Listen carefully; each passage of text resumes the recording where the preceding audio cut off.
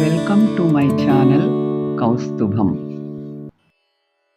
నిన్ను కష్టపెట్టిన వారి మీద ప్రతీకారము తీర్చుకోవడం అంటే 9. వారు అర్హత లేనివారైనా వారిని క్షమించుట వలన అని. 10. నీవు ఎంతో సంతోషముగా ఉన్నది చూసి వారికి వెర్రి ఎత్తేలా ఉండటము వలన. 11. వారు చేసిన పనులకు కర్మే పనిచేస్తుందని తెలుసుకుని. 12. వారు ఎంత ఆశ్చర్యకరమైన మంచి వ్యక్తిని కోల్పోయారో ఆలోచిస్తూ. 13. వారు చేసిన తప్పులు తెలుసుకొని మరలా ఆ తప్పులు చేయకుండా ఉండాలని. 14. నీవు ముందుకు వెళ్తూ నీ జీవితంలో సంతోషముగా ఉంటూ జీవిస్తున్నందుకు. 15.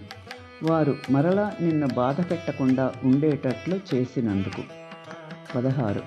వారు నిన్ను ఎప్పటికీ అందుకోలేని మంచి వ్యక్తిగా ఎదుగుతున్నందుకు. ఈ అన్ని పద్ధతులు నిన్ను కష్టపెట్టిన వారి మీద ప్రతీకారము తీర్చుకోవటమే. మౌనముగా ఉండటం అనేది నాకు క్రొత్త విషయము కాదు. దూరం అనేది నాకు బరువు కాదు. ఒంటరిగా ఉండటము నాకు అలవాటే. అన్నీ నాకు సంబంధించినవే కాబట్టి నాకు నేనే, నాలో నేనే. మనుష్యులు ఎలాంటి వాళ్ళో తెలుసుకోవాలి, కానీ ఎలా ఉన్నారు అనేది చూడకూడదు.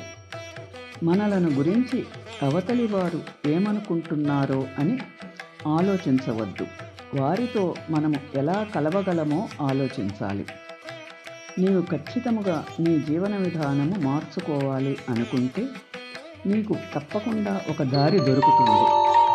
ఒకవేళ అలా దొరకకపోతే క్షమించుట కొరకు ఒక దారి దొరుకుతుంది. Thanks for watching. Like, share and subscribe my channel.